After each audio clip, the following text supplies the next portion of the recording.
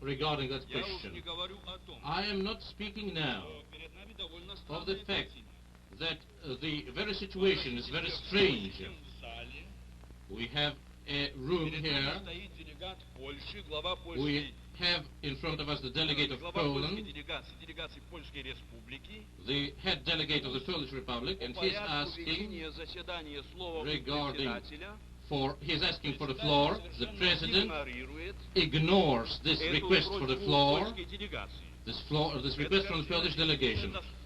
That is quite extraordinary in a method of leading the debate. The Soviet delegation, Mr. President, asks you to take into account the elementary rights of the other delegations.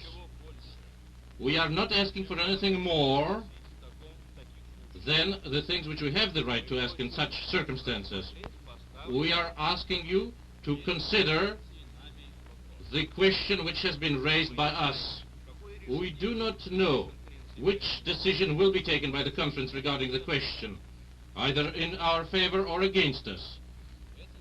This is a question which depends on the various governments which are represented at the conference.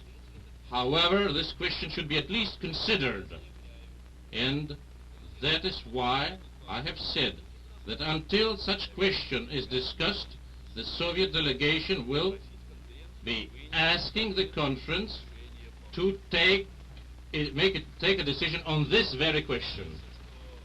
It seems to me that I speak, I'm speaking in a way which cannot be opposed, and I must speak on the subject. It seems that Mr. Gromyko is making a threat to bring up this question many times. Back to Mr. Etchison, though. Procedure. Where the conference has before it a motion which has been duly and properly made and seconded to consider to adopt the rules of procedure which have been mentioned. A delegate has asked that instead of discussing the question before the conference should discuss another question. The chair has ruled that request out of order. The delegate now wishes to have debate upon that matter. The matter appears to be, to the chair, to be quite simple and needs little debate. However, the chair will now rule that the delegate of Poland may have 5 minutes in which he may discuss this question. I will allow one speech in favor of supporting the ruling of the chair for 5 minutes, and then I shall put the matter to a vote. The delegate of Poland is recognized for 5 minutes. With Mr. Atchison's ruling, he has put a limit on the debate now for this argument on the rules of procedure. Against the methods in which this meeting is led. For 3 times this question has been raised by the Polish delegation, and I have raised my hand, I have asked for the floor, and that has been not recognized. This is the Polish delegation is the delegation of a sovereign country, and I believe that giving me only 5 minutes to speak is something which violates our essential rights. And also, I wish that normal rules of procedure should be prevalent for the moment. And there is no reason for limiting the time during which a delegate should speak. This is something which is unprecedented. I declare that the ruling of the President regarding this question is entirely out of order. And the question regarding the invitation of the Central People's Republic of China,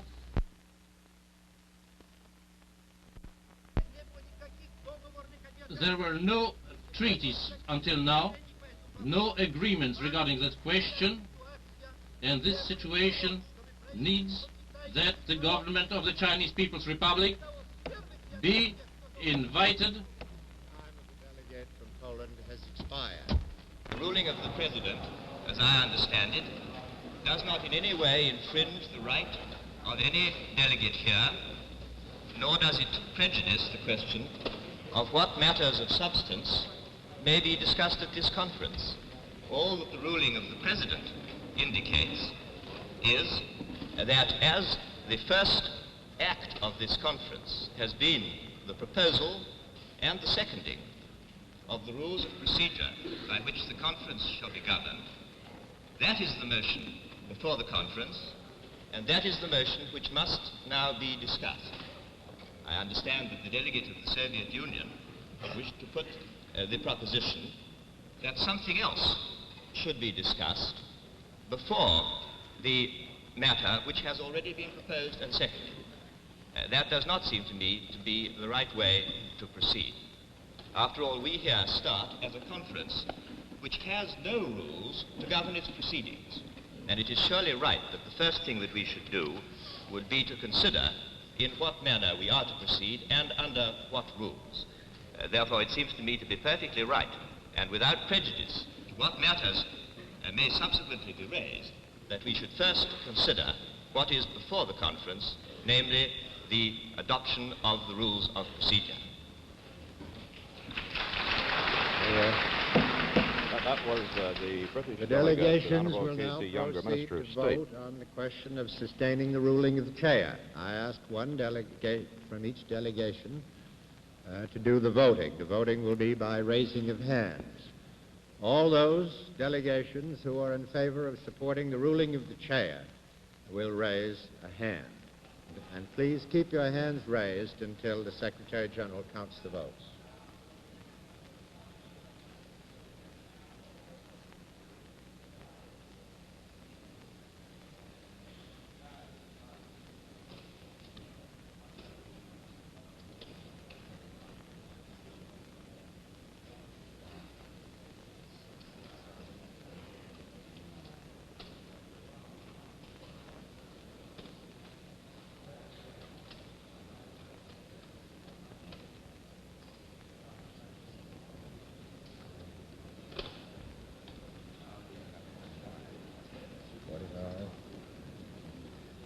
Thank you. All those delegations which are in favor of overruling the ruling of the chair will please raise their hands.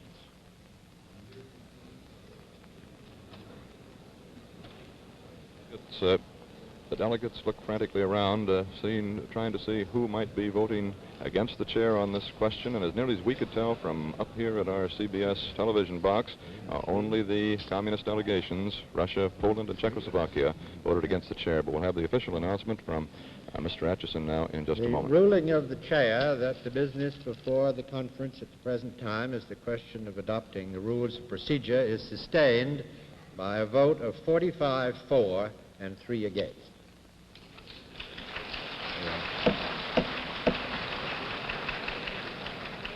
Therefore, the business before the conference is the discussion of the motion. Delegate of the Soviet Union rises to a point of order.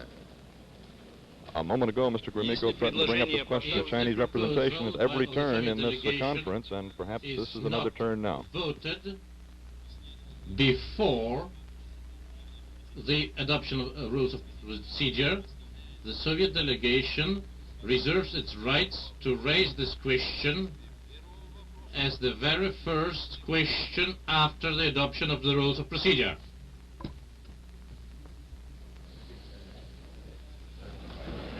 And that is the official word from Mr. Gromyko. He is going to attempt to bring up the question of inviting the Red Chinese to the Japanese Peace Conference here in San Francisco after the rules of procedure have been adopted. Mr. Atchison again. Reserve anything so far as the proceedings of this conference are concerned. I take it, therefore, that the Soviet delegate has given us warning that after this discussion he wishes to raise the question which he has just mentioned, and we shall have that in mind. Is there further discussion now on the adoption? Please have order here in this conference. Is there further discussion of the question of the motion raised by the delegate of New Zealand and seconded by the delegate of Cuba that the rules of procedure as circulated by the United States and the United Kingdom jointly should be adopted? The delegate of Poland. Please have order. I wish no expressions of approval, disapproval. For what purpose does the delegate rise? I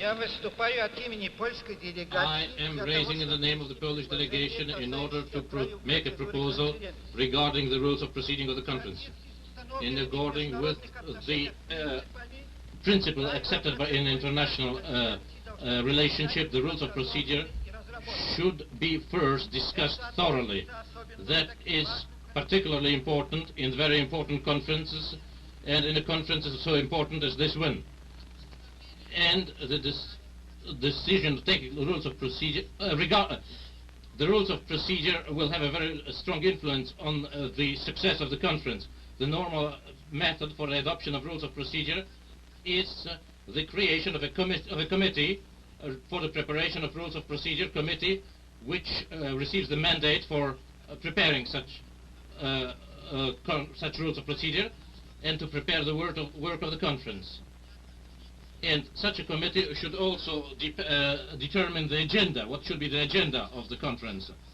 After the end of its work, such a committee on rules of procedure should come to the plenary meeting of the conference with proposals which it then puts before the conference for discussion. This is the normal way of proceeding, and for that reason the Polish delegation makes a concrete proposal. This is that of the creation of a committee for on rules of procedure, considering that this is the only logical and correct way in which such things could be done, and which could preserve the dignity of this international meeting. I would like to say that such was always the method in all important conferences in the past. The practice of this is very simple. In the preparation of the Versailles Conference, the preparation was begun with the creation of a committee on rules of procedure, and this was also done in the Paris Peace Conference in '47. The countries of the American continent also do the same thing in the various Pan-American conferences, and therefore the preparation of the rules of procedure before the Western Hemisphere Conference are based always, such rules of procedure are prepared and then presented for approval of the entire conference in the Western Hemisphere. This was the procedure followed previously, and we can also consider an even more remote past. And in 1907, for instance, the conference based its action on the fact that before the conference was convened, a special committee should be convened to prepare the rules of procedure. In Chicago, when an international conference on civil aviation was gathered, one of the first questions was the creation of such a committee on the questions of procedure. And we must remember that in each international conference is the reunion of sovereign governments, and therefore it is entirely necessary that the adequate form should be preserved, and that equality between sovereign nations should guide everything. However, before the conference starts, the United States are only one of the countries represented there, and therefore there's no reason for them to dictate their will. Senator Wiley there on the left, and John Foster Dulles, the American delegation, of course. Their reactions to this argument of the Polish delegate that the rules of procedure, the tentative rules of procedure drawn up by the United States, the British, and other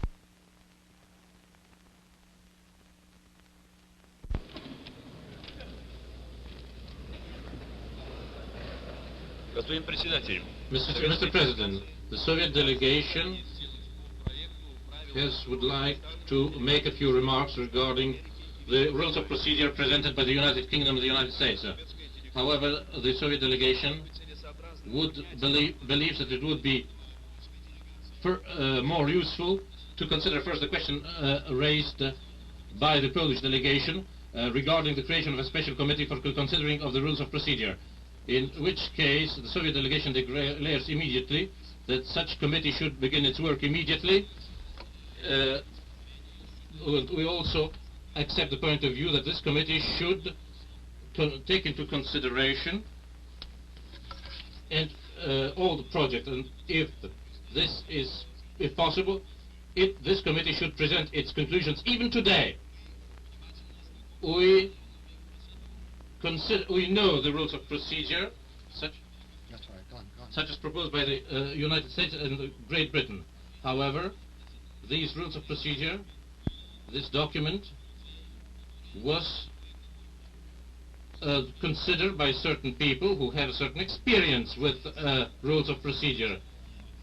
However, it seems that those rules of procedure were prepared in such manner as to limit, in as far as possible, the rights of the delegations participating in the meeting.